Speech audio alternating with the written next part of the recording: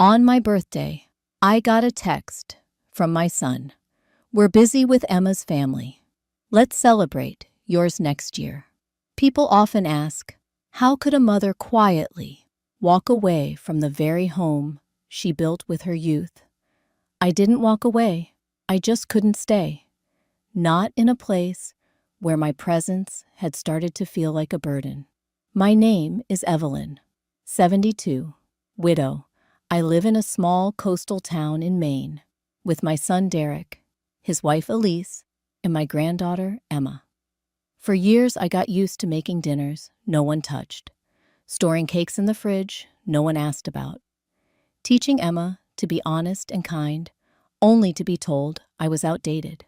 Elise wanted Emma to stand out, win scholarships, make her mark. All I wanted was for her to be herself. But in that house, my words were often drowned out by the sound of a door shutting. If you've ever felt yourself slowly fading from your own family, leave a comment below. Maybe you're not the only one. This isn't just the story of a mother quietly leaving the home she once protected with everything she had. It's about something deeper. What made her choose to disappear on Christmas, and why that choice changed the family forever. The story I'm about to tell is real. It's the journey of how I stepped out of the house they called home to finally return to myself. And it all began on what seemed like any other day, my birthday. On my birthday, the only message I got said, "We're with Emma at her friend's.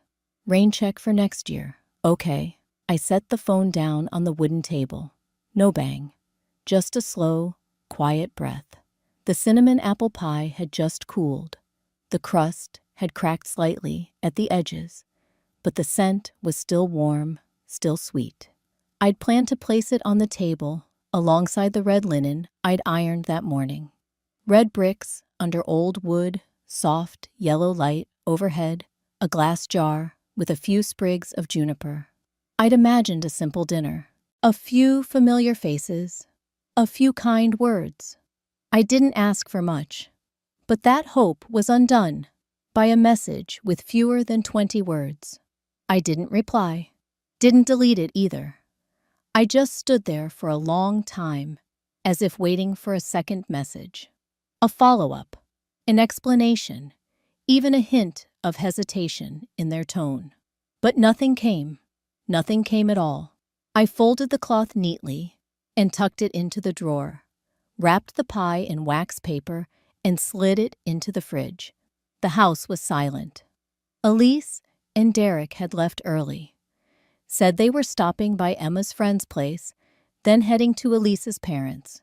Busy tonight, that's all they said. Emma had texted, "Sorry, Grandma.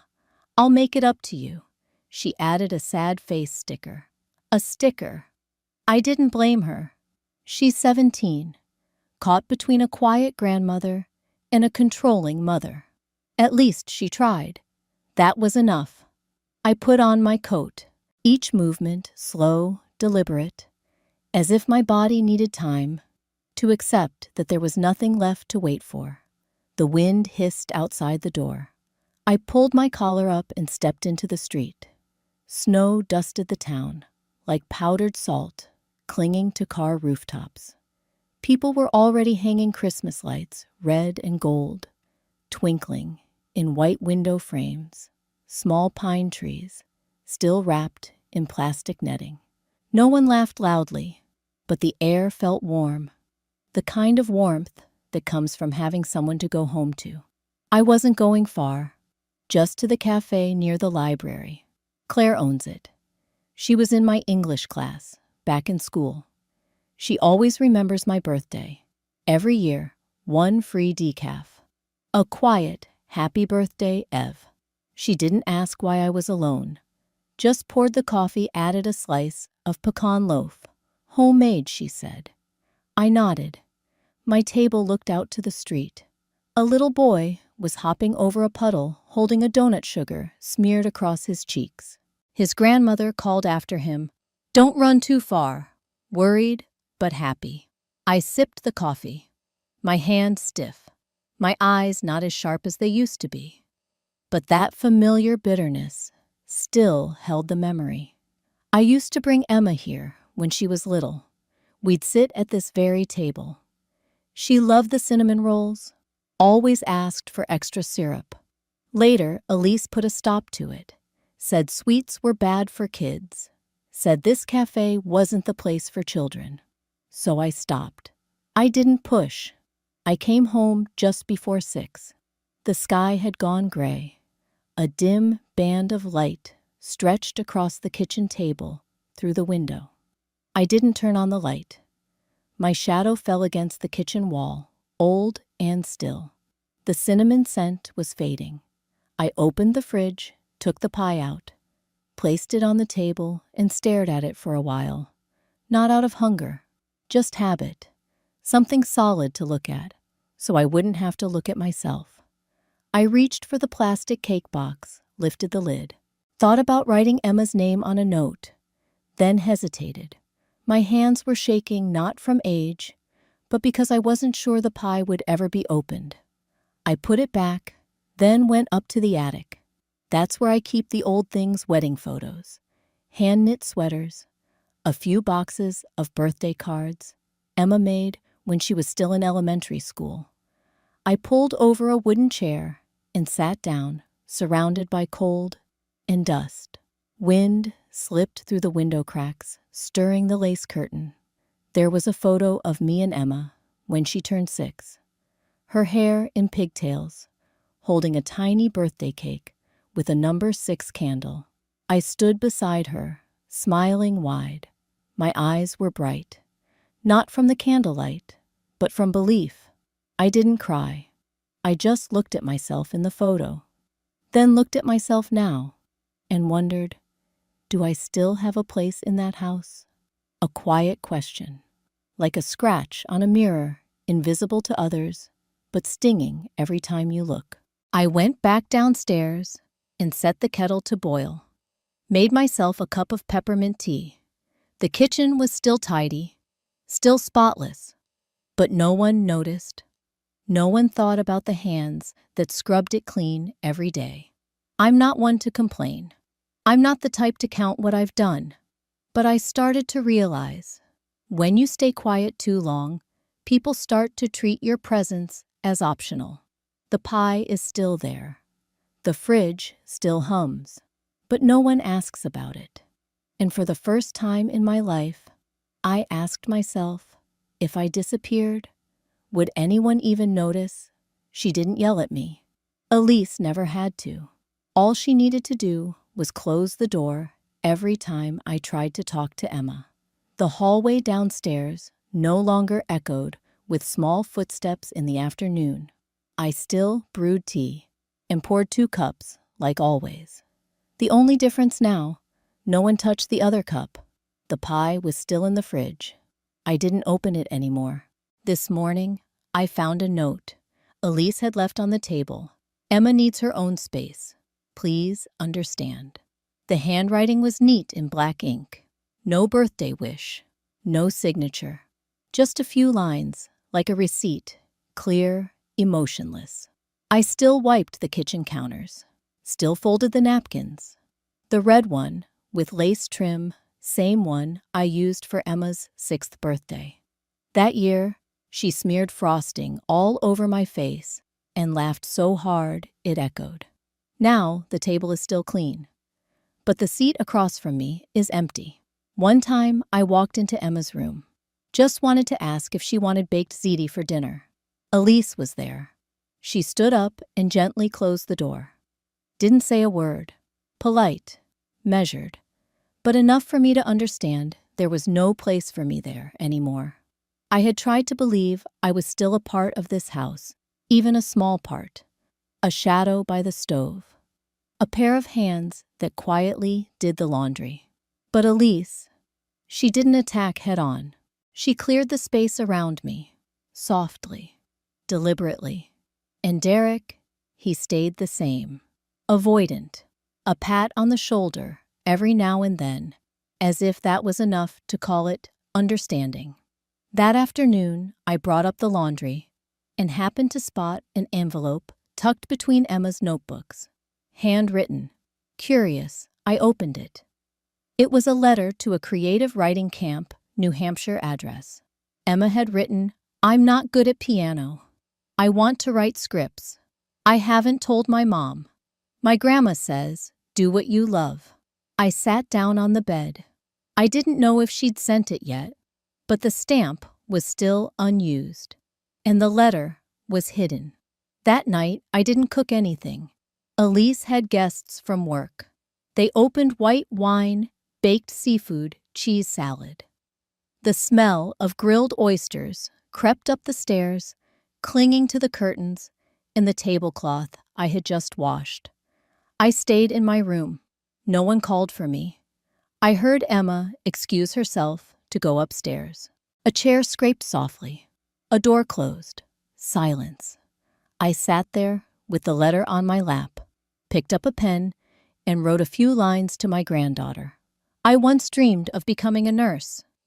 But your grandfather said, "We don't need another caretaker. Just take care of the kids." I didn't blame him. But to this day, I wonder, if I hadn't given up back then, would life have turned out differently, Emma? If you still want to write, then write. I wasn't sure if I should give it to her. I placed the note in a plain white envelope. No name on it. The next morning, I slid it under her toast tray, like a note tucked beneath a plate. But Elise came down first. She cleared the tray, poured the orange juice, and no one mentioned the letter. I returned to my room and stood by the window. Outside, the wind was pulling the last few leaves off the trees by the porch. In the distance, I heard the school bus horn. Emma stepped out wearing headphones, a thick coat. She didn't look back. I wanted to run to her, to say something, to take her hand, or at least fix her collar. But I couldn't move. Something held me back. A quiet chain between me and the doorway. I didn't speak, didn't tap on the glass. I just stood there until Emma's shape blurred behind the bus window. That afternoon, I heard her whispering in her room. A video call. "Where's your grandma? She's busy." Her voice wavered. The friend on the other end laughed. "But she tells the best ghost stories." "Go get her," I heard. Emma go silent, then quietly say, "She doesn't live here anymore." I didn't go in. I turned away. I knew she didn't mean it that way, but she'd learned how to choose her words carefully. Elise had taught her well. That night, I thought about going to Emma's room, just to say I'm still here. But when I reached the door, the soft yellow light spilled through the crack. Emma's eyes were swollen. She lay curled up, holding the wooden box, the one where I kept her grandfather's letters. The lid was slightly open, but I didn't knock. I stood there, counting my breaths. Not long after Elise appeared, she gently pulled the door shut. A soft click. I went back to my room, laid down on the bed, left the light on. I used to think the worst thing was being ignored, but now I know it's when people begin to erase you completely. Emma fell in love with a classmate. She told her parents, and the first thing they did was ground her, take her phone, and cut off contact with me. The news didn't arrive in words. It came through absence. No footsteps, no chair moving, no doors opening, just the porch light glowing through the night, with no one stepping outside. I knew something was wrong when I saw the landline unplugged. For the first time in 10 years, I heard the upstairs door lock. Derek changed the Wi-Fi password. Elise sent a single line in the family email. "We need to adjust the environment so Emma can focus on her studies. No contact for now." For now, a soft phrase, used to shut someone out completely. I didn't call, didn't ask. I waited, but no one came down the stairs. On the night of the Christmas Lights Festival, the houses down the street lit up like paintings. The smell of cinnamon burning wood and distant music drifted in from the town square. I sat in the reading room and opened an old photo album. My hands trembled, my eyes blurred, but one picture held me longer than the rest. I was 17, curly hair, a knee-length dress, standing next to an ice cream truck at my old school. I was smiling, but my eyes weren't. Just like Emma's, exactly like hers. Under the pillow in my room, I found a scrap of paper. Pencil written, no punctuation, shaky handwriting. If you still believe in me, don't let me end up like you. I held it all night, didn't fold it, didn't hide it. The next morning, I went to Emma's school. Her teacher said she'd been out for a few days for personal reasons. I asked, "Is she okay?" She lowered her head, didn't answer. I stood outside the school for a long time. Red leaves covered the benches. It wasn't raining, but the air felt like a storm was near. Clara picked me up on the bus. An old friend, the only one I'd kept in touch with after retirement. We didn't talk much. She drove me along the coast. This time of year, fog clings to the rocks. At one point, she stopped, didn't look at me, just said, "Evelyn, maybe it's time you saved yourself." I got home just before 5 p.m. The sky was dimming like an old photo fading at the edges. Upstairs was quiet. I didn't go up. I went straight to the reading room. The old fireplace cracked softly. In the low light, I opened the bottom drawer and pulled out an old file folder. Some pages still had oil marks. The corners curled slightly from time and moisture. Bank forms, asset authorizations, transfer receipts, retirement statements. I didn't look at the numbers. I looked at the signatures, mine and Derek's, the date, the note, full authorization granted to son. I remembered Derek saying, "It's just for convenience taxes and such." I didn't ask more. Back then, I still believed people wouldn't take advantage of their own mother's trust. I sat at the dining table and took scissors to each page, not to destroy them, but to sort them by date, by order, as if to say, "This has gone on long enough." I reprinted every form, recovered old accounts, changed passwords. I didn't know all the steps, but I found tutorials. I took notes, learned slowly, but carefully. I opened a new bank account in my name only. No sharing, no announcement. That night, I placed the stack of documents on the dining table, not as a declaration of war, but as a reminder to myself I still exist. I brewed tea, sat quietly, didn't turn on the TV. I thought of Emma, of that pencil-written line with no punctuation. "If you still believe in me, don't let me end up like you." I used to think I was protecting my children by staying silent, by stepping back, by swallowing words. Now I know staying silent for too long is a kind of betrayal too. The next morning, Elise passed by the table and caught a glimpse of the folder.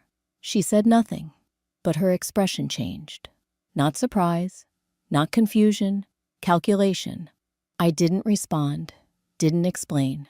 I went back to my room and reopened the photo album. The photo of me at 17 had slipped loose. I picked it up and looked at it for a long time. Back then, no one stood beside me. And now, no one does either. But this time, I didn't feel alone. I felt myself. I can't save Emma, not if I keep living like a shadow in this house. I've already lost too much by retreating.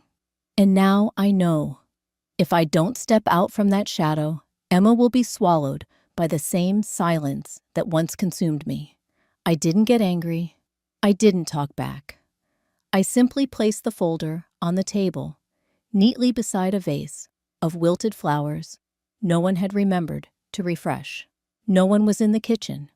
Derek and Elise had taken Emma out early. Intense exam prep, they'd said. I heard the upstairs door close. No one came downstairs. No one said good morning. No one noticed I had been up for over an hour.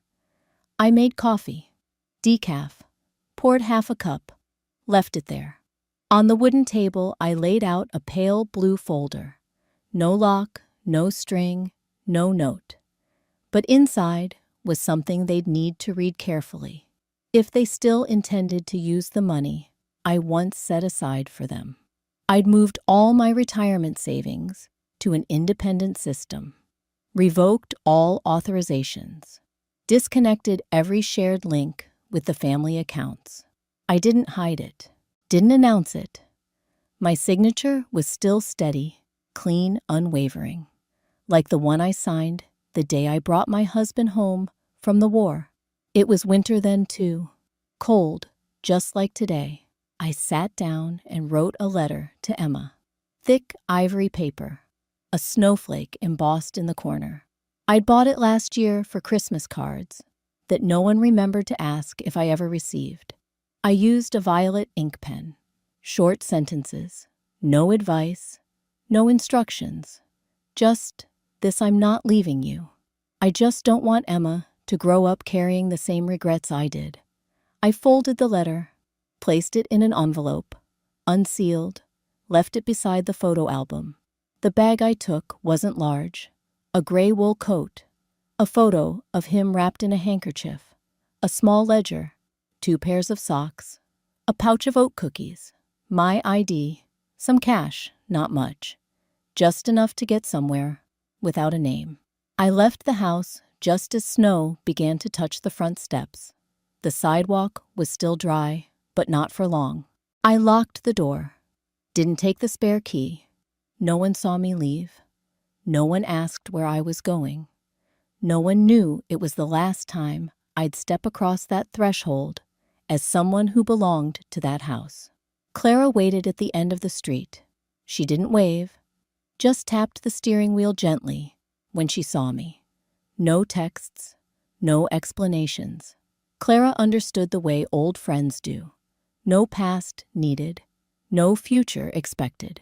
Just a quiet enough reason for neither of us to ask more. I got into the car. The windows fogged. Our breaths collected in droplets. The engine rolled slowly, turning onto a smaller road. I didn't look back, but when the car paused at the intersection, I glanced at the rearview mirror. The house was still there. No lights on, no curtains drawn.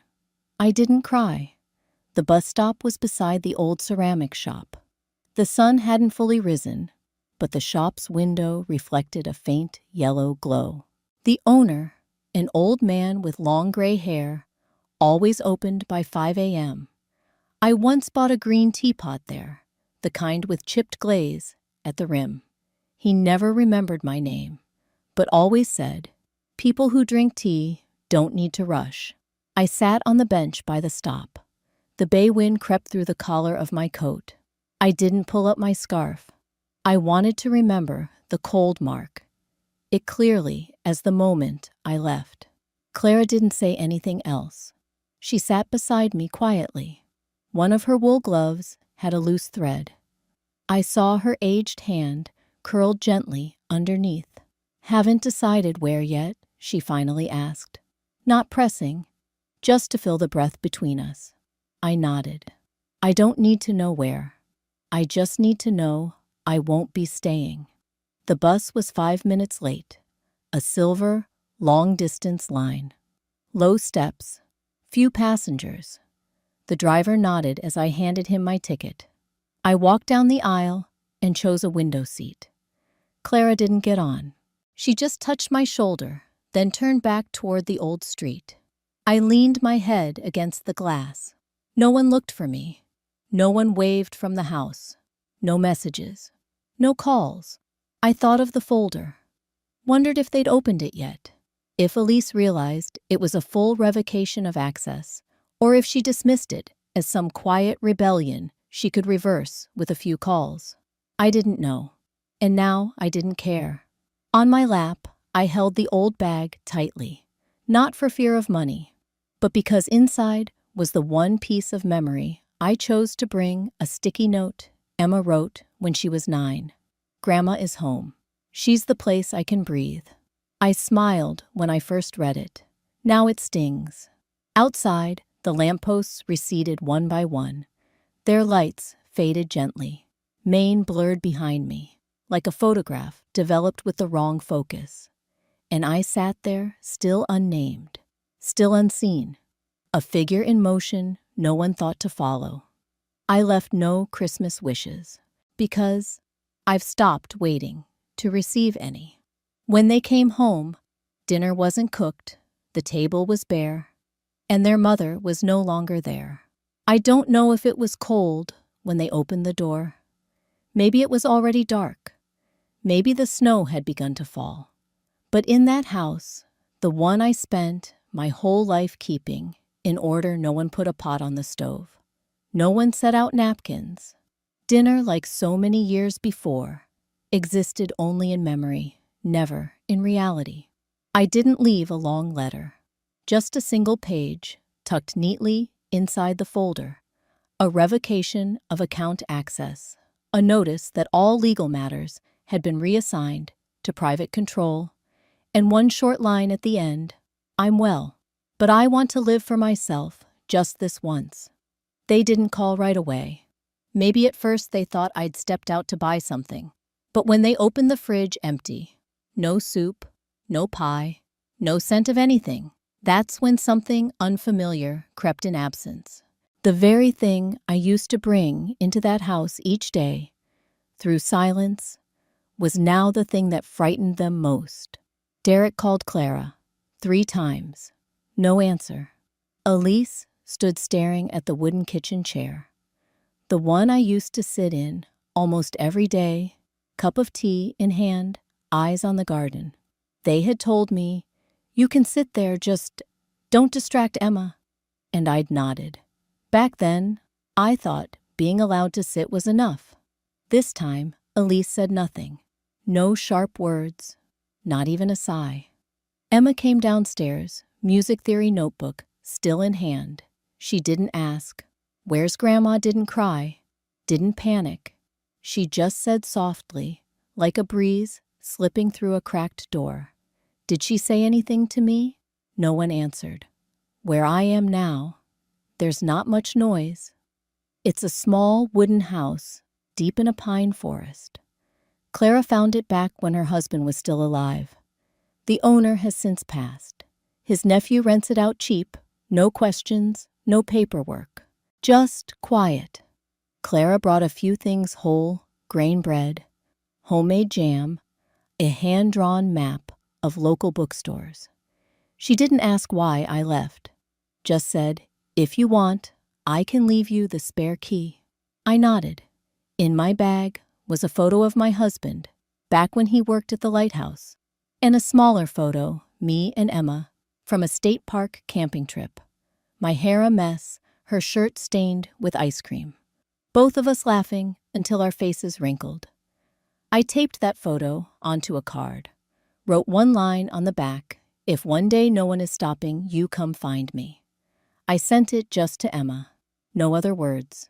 Elise found the envelope first. Probably because Emma's name was handwritten in my handwriting, this time steady. Derek opened the larger letter. When he got to the final line, I could picture his hand freezing, then slamming it on the table.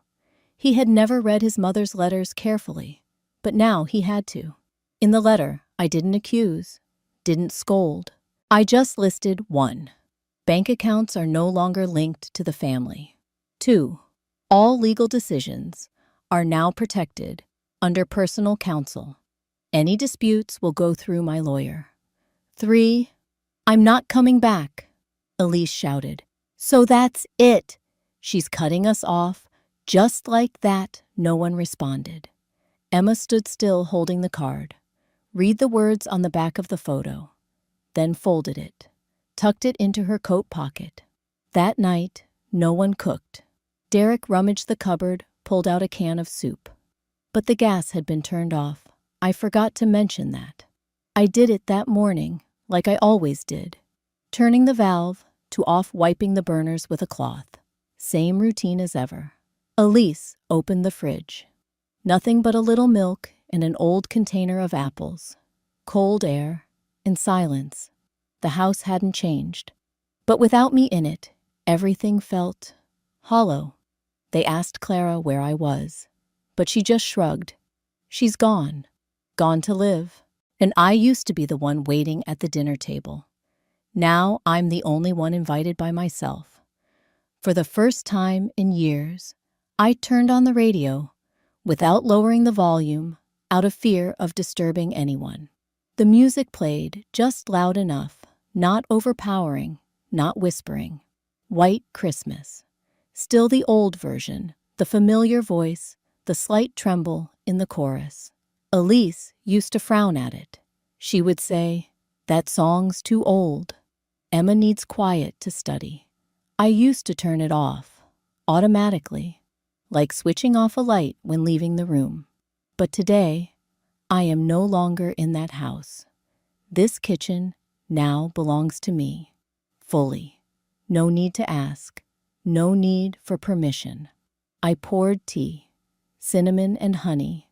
The scent spread slowly, like snow, brushing against the wooden window frame. Outside, the sky was pale white.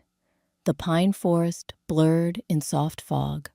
Inside, yellow lamplight and the quiet crackle of the fire. No one coming, no one leaving. I hung a woolen stocking above the heater, an old one. Emma had started knitting it one year, then forgotten about it. I washed it, let it dry on the windowsill, folded the cuff neatly. Inside, I placed a few red-wrapped candies, the kind she once begged for at a Christmas market when she was small. Just placed them there, not waiting. I picked up a picture frame, a photo of the two of us under the oak tree that year, and placed it beside a new wooden frame. Simple. No decoration. Inside, there's nothing. Just space. If she ever comes, she can write the first letter herself. I turned on the heater. It clanked for a moment, then settled. The wind howled through the doorframe, but not hard enough to make me cold. I used to think that being alone on Christmas was something to fear. But I've learned what's worse, being surrounded by people who no longer see you. I didn't turn on the porch light. Not out of anger. Not to make anyone feel sorry. Just because, for the first time in years, I wasn't waiting for anyone to come home. The pie I reheated from yesterday had a tougher crust, but the apple cinnamon filling still smelled sweet. I cut a small slice, placed it on a cracked ceramic plate.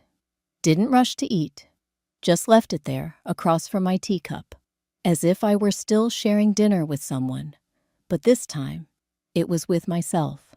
I made one phone call, didn't talk long. I said, "I'm okay. Don't come looking. But if Emma ever needs, the door is open." Then I hung up. No waiting for a reply. No need for anyone to agree with my choice anymore. Outside, the snow kept falling. I pulled the curtains and sat near the window. In my hands was the old photo, me at 17. Braids in my hair, eyes steady. Emma once asked me, "Grandma, did you ever do what you really wanted?" I had only smiled. Now I know the answer. I didn't win anything, didn't take back what was lost. I simply chose to stop needing permission, to live for myself. Slow, but certain. Quiet, but true. I used to believe that sacrifice was love. But now I understand, if you don't learn to value yourself, even the ones you love can turn away. For the first time in years, I no longer set a place at the table for anyone else. Just one cup, one slice of cake, and a quiet that feels just right. Not because I'm lonely, but because I no longer feel unnecessary. Some people spend their whole lives giving, but forget one simple truth: if you don't learn to value yourself, even love can grow cold. Like an old sweater that once kept the whole family warm through winter. then tucked away in a drawer, unthanked, once no one feels cold anymore. If you've ever stayed quiet, so you wouldn't disturb anyone, if you've ever stepped back, so someone else could move forward, maybe today is the time to ask, do I still have space in my own life? And if this story touches something in you, share it with someone else who might also be searching for their voice again.